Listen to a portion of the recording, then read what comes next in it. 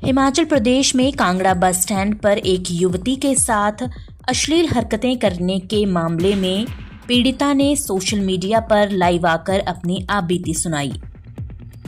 बहादुर युवती ने सारा मामला विस्तार से बताया है। आप भी सुनिए क्या हुआ था उस रात। अभी 11 जुलाई 2025 को मेरे साथ कांगड़ा बस स्टैंड में एक दुर्घटना घटी। 11 तारीख को रात्रि में शिमला यानी कि सुबह में शिमला से पालमपुर के लिए ट्रेवल कर रही थी और पालमपुर के लिए कोई डायरेक्ट बस नहीं थी, तो इसीलिए मैंने हमीरपुर तक के लिए, मेरे साथ में अपने ही कार्यकर्ता थे तो वो भी बस में थे, यानी कि 8 बजे हमीरपुर बस स्टैंड पहुंचे और बस स्टैंड में हमने पता किया, वहाँ के कर्मचारी यानी कि एचआरटीसी के कर्मचारियों से पता किया तो उन्होंने बताया कि 12 बजे से पहले कोई भी बस अवेलेबल नहीं है। इसीलिए जिस बस में हम ट्रेवल कर रहे थे वो एचआरटीसी की बस थी और उस बस के ही कंडक्टर ने हमें ये सजेस्ट किया कि रात को रिस्क नहीं लेना चाहिए, आप कांगड़ा जाइए, कांगड़ा बस स्टैंड से आपको बस लगातार मिल जाएगी पालमपुर के लिए। तो वही 8 बजे हम जब हमीरपुर बस स्टैंड से निकले तो 11 यानी कि 10:40-50 के आसपास हम कांगड़ा बस स्टैंड पहुंचे और बस स्टैंड पहुंचते ही मैं क्योंकि हम 2 ही लोग थे तो हमारे पास सामान था, तो बैग मैंने हमारे जो कार्यकर्ता था उनके पास पकड़ाया। मैं वॉशरूम के लिए गई। वॉशरूम से आते समय मुझे मेरे लेफ्ट हैंड साइड में ऐसा फील हुआ कि बस के पीछे कुछ लोग हैं और मुझे वहां से थोड़ा अच्छा वाइब नहीं आया, पर फिर भी मैंने नजरअंदाज किया ये सोचकर कि बस स्टैंड है और मैक्सिमम लोगों का फुटफॉल वहां पर होता है और लोग बसेस का वेट करते हैं। मैं थोड़ा जल्दी में थी, रात की बात थी और मुझे लगा कि कहीं हमारी बस ना छूट जाए, इसलिए मैं जल्दबाजी में वापस आई। वहीं पर यानी कि हम एग्जिट गेट के बिल्कुल साथ थे, तो वहां पर मैं फोन पर बात कर रही थी और चलते चलते वहां पर सामने एक व्यक्ति, मेरे बिल्कुल ऑपोजिट एक व्यक्ति खड़ा हुआ। वो व्यक्ति मुझे घूर रहा था तो मैंने नजरअंदाज किया क्योंकि मैं फोन पर बात कर रही थी, तो मैं इधर उधर चल रही थी और हमारे साथ में ऐसे बहुत सारे लोग और भी थे जो कहीं जाने के लिए बस का वेट कर रहे थे। तो वहीं पर सामने एक फैमिली थी, एक भैया थे, उनकी वाइफ थी, एक छोटा सा बच्चा था। तो ऐसे ही हमारे जो कार्यकर्ता थे वो भी बिल्कुल ठीक मेरे सामने ही बैठे थे, तो मुझे अटपटा लगा तो मैं उनकी तरफ को गई और क्योंकि मैं ये उनको पता नहीं लगने देना चाह रही थी, जो मेन व्यक्ति जो मुझे गंदे इशारे कर रहा था, तो मैंने उन्हें इशारा किया तो शायद वो भाप नहीं पाए। उसके पश्चात मैं सामने बैठ गई क्योंकि पूरे दिन भर का ट्रैवल था, मैं थक गई थी, मैं सामने बैठ गई। फिर भी मैंने नजरअंदाज किया, मैंने सोचा मैं ज्यादा सोच रही हूँ और क्योंकि हर बार हो सकता है कि हमारी भी गलती हो, हम भी कई बार कुछ गलत सोचकर कोई एक्शन ना ले ले, तो ये मैं बिल्कुल ऑपोजिट सामने उस व्यक्ति के बिल्कुल सामने बैठी। जैसे मैं बैठी उस व्यक्ति ने तब तक जिप ओपन कर दिया अपने पेंट का और जैसे उसने पेंट का जिप ओपन किया उसने मुझे गंदे इशारे फिर से करने शुरू किए, यानी कि किस के इमोजीज मुझे वो पास कर रहा था, आंखों से इशारे कर रहा था कि चल मेरे साथ चल, ऐसे करके, और अपनी जीभ हाथों से उस जीभ को पकड़ रहा था और वो उसका पेंट का जिप ओपन था। मैं ज्यादा विस्तार पे इस बात पे चर्चा नहीं करूंगी क्योंकि ये थोड़ा मेरे लिए सेंसिटिव है, क्योंकि मैं एक महिला हूँ, वो एक पुरुष है और वो ऐसी अभद्र हरकतें कर रहा था, तो मुझे ये बता पाना थोड़ा इजी भी नहीं है। जैसे ही उसने ये हरकतें करी मुझसे नहीं रहा गया और मुझे ये सुनिश्चित हुआ कि ये व्यक्ति गलत है। मैं उसके सामने गई तो मैंने जोर जोर से चिल्लाया, मैंने कहा कि क्या अश्लील हरकतें कर रहे हैं। उस व्यक्ति ने घबराहट में एकदम से अपना फोन पॉकेट से निकाला और वो उल्टा ही फोन उसने ऐसे कान पे लगा दिया और उसने ऐसे एक्टिंग किया कि जी आप क्या बोल रही हैं। तो मैंने उसका फोन ऐसे लेने की कोशिश की कि किससे बात कर रहा है, तो उस व्यक्ति ने ज्यादा ना बताते हुए उसने किया कि आप क्या बोल रहे हो। उसने मेरा हाथ पकड़ा, मेरा लेफ्ट आर्म पूरा पकड़ा, अपने दोनों हाथों से पकड़ा और मुझे, वो खड़ा हो रहा था, भागने की कोशिश कर रहा था। उसने जिस तरीके से मुझे स्ट्रेच किया वो मेरे लिए थोड़ा गलत था क्योंकि जो एक्शंस उसने पहले किए थे वो मेरे लिए थोड़ा एक्सेप्टेबल नहीं था। तो जैसे उसने किया मैंने उसे फिर से बिठाया और वहां के स्थानीय लोग भी, वहां पर भीड़ इकट्ठी हो गई।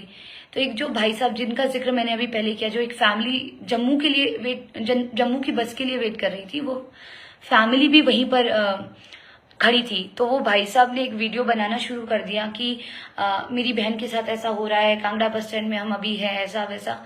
और आप मानेंगे नहीं, ये इंसिडेंट 11 बजे एग्जैक्टली शुरू हो चुका था, यानी कि 10:55 पे ये इंसिडेंट शुरू हो गया था। 11:15 हो गए थे इस इंसिडेंट के लिए। हम वहां पर जोर जोर से बोलते रहे कि कोई पुलिस को बुला दीजिए, कोई पुलिस को बुला दीजिए। मैं खुद पुलिस के लिए संपर्क कर रही थी। मेरा फोन पुलिस स्टेशन मतलब पुलिस पे नहीं लग रहा था, जो नंबर मैं डायल कर रही थी। और स्थानीय लोग में से एक जो टैक्सी यूनियन का एक बुजुर्ग व्यक्ति था, वो आया। उसने कहा कि ऐसी होता रहता है, आप जाइए यहाँ से। तो मुझे उनपे भी बहुत गुस्सा आया। मैंने कहा, अंकल अगर आप किसी की हेल्प नहीं कर सकते ना, तो आप बीच में ऐसी टिप्पणी भी ना कीजिए। तो वो वहां से गायब हो गए। बस वो भाई साहब वीडियो बना रहे थे उस व्यक्ति के, और मैंने भी उसका फोटो लिया कि कहीं ये भाग ना जाए। तो मैंने उसका फोटो ले लिया था, जो आपने सोशल मीडिया पे भी देखा। मैंने पूरा डिस्क्रिप्शन में उसमें बताया कि मैं अभी कांगड़ा बस स्टैंड में हूँ। तो जैसे वो इंसान 2-3 बार उसने ट्राई किया वहां से भागने का।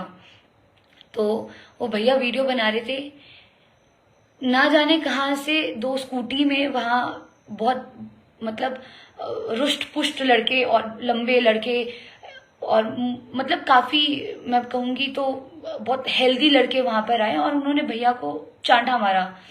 उन्हें लगा शायद कि मैं उन भाई की बहन हूं, इस करके उन्होंने उसको चांटा मारा और बोला वीडियो बंद कर। और ये इंसिडेंट जब हुआ, पहले लोग बहुत बाहर थे, पर उसके बाद जो स्थानीय लोग यानी कि जिनकी दुकानें भी वहां थी, जो शटर खोलकर बाहर आ रहे थे, उन लोगों ने भी शटर डाउन कर दिया। हम वहां पर चिल्लाते रहे कि कोई हमारी हेल्प कर दो, कोई प्लीज हमारी हेल्प कर दो। और ये कौन है, जैसे हमने वहां पर ये बोला, इतनी देर में उन लोगों ने उस जो मेन कल्प्रिट था, वो जो मेन व्यक्ति था, जो कंडक्टर जो उधर अश्लील हरकतें कर रहा था, वो व्यक्ति उन्होंने वहां से भगवा दिया। और इन बिटवीन आप मानेंगे नहीं, मेरे साथ में जो व्यक्ति थे, हमारे कार्यकर्ता थे ना, उनको भी मार पड़ सकती थी। और जो महिला जिनके हस्बैंड को मार पड़ रही थी, हम और वो हमारे साथ में 2-3 लोग थे, उनके बचाव में आए। उन्होंने हमें भी धक्के दिए, यानी कि मुझे भी मेरी शर्ट से खींचा पीछे। तो ऐसी हरकत, ऐसी गुंडागर्दी, मतलब एक बहुत बड़े फुटफॉल, यानी कि बस स्टैंड आप सभी को पता है, इतने लोग बस स्टैंड में होते हैं, और एक मेन सोर्स है जहां से हमें बसेस मिलती है, मैक्सिमम लोग वहां पर आते ही हैं। तो आप खुद सोच के देखिए कि बहुत शर्मनाक दुर्घटना है। प्रशासन का दुर्भाग्य है कि ऐसी कोई भी सुविधाएं वहां पर अवेलेबल नहीं थी। हमने इतनी देर तक वहां पर मांग की कि हमारी कोई हेल्प कीजिए, कोई हमें बता दीजिए पुलिस स्टेशन कहाँ पर है। तो ऐसे स्थानीय लोगों द्वारा भी वहां पर कोई हेल्प नहीं हुई, और वो गुंडे आए, उन्होंने मारपीट की और वहां से चले गए।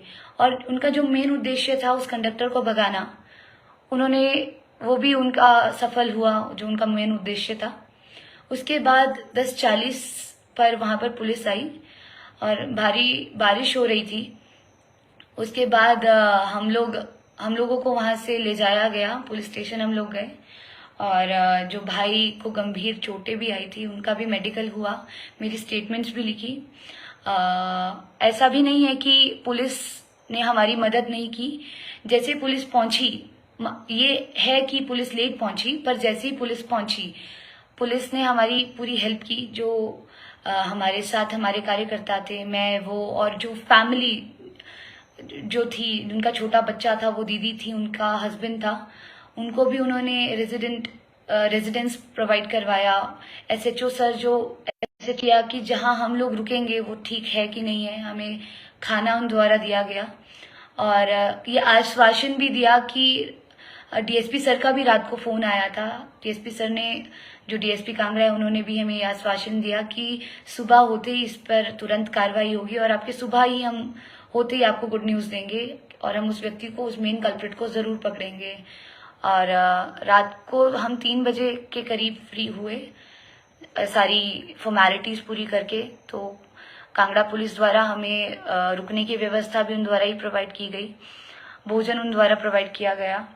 और सुबह होते ही उन्होंने हमें जिस चीज का आश्वासन दिया था, वो भी सराहनीय था कि उन्होंने जो रात को बात और कमिटमेंट हमें की कि वो सुबह तक उस कल्प्रिट को पकड़ेंगे, वो पकड़ा गया।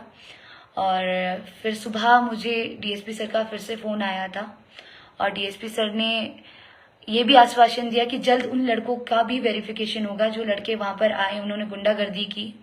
अच्छा, मैं एक चीज और ऐड करना चाहती हूँ कि वो जो कंडक्टर था, आपने देखा होगा, मैंने एक वीडियो भी पोस्ट किया था, वहां के स्थानीय लोगों ने ही बताया कि पहले वो एक वालिया बस का कंडक्टर था और यही 1.5 महीना पहले उसका एक वीडियो भी फेसबुक पे वायरल हुआ था जिसमें वो किसी महिला के साथ छेड़खानी कर रहा था और फिर उसके परिजनों ने उसकी पिटाई भी की थी। वो सेम व्यक्ति वही है जो अभी मूनलाइट बस का कंडक्टर है और अभी कुछ समय ही हुआ था उसे, जो मुझे स्थानीय लोगों ने बताया। मैं उस इन्फॉर्मेशन को आप सभी के साथ साझा कर रही हूँ।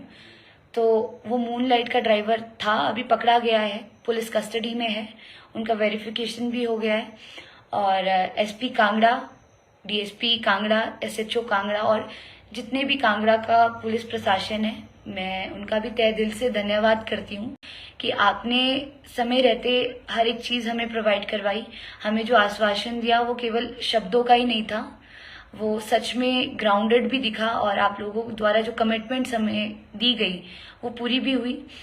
और मेरा आप सभी से अनुरोध है, यानी कि हम महिलाएं हैं और मेरी जैसी न जाने, ये सिर्फ मेरा विषय नहीं है, यानी कि गुंजन ठाकुर के साथ ऐसा इंसिडेंट नहीं हुआ है, ये मेरी जैसी हजारों महिलाएं जो रोज ट्रेवल करती हैं।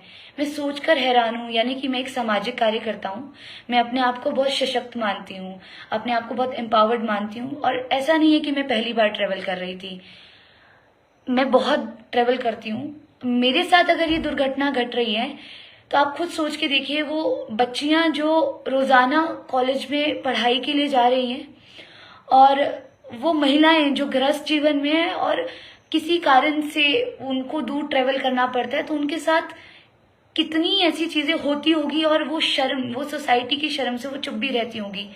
मेरी लाइव आने का मतलब यही था कि मैं उन सभी महिलाओं, उन सभी बहनों से अपील कर सकूं कि आप अपनी आवाज उठाएं। अगर आप किसी चीज को गलत होता हुआ देखती हैं, आपके साथ कुछ गलत हो रहा है और आपको महसूस हो रहा है कि ये कुछ मेरे साथ गलत हो रहा है, तो आप उस चीज पे तुरंत एक्शन लीजिए। वीडियो से जुड़े रहने के लिए धन्यवाद। हमारे चैनल को सब्सक्राइब कीजिए अभी।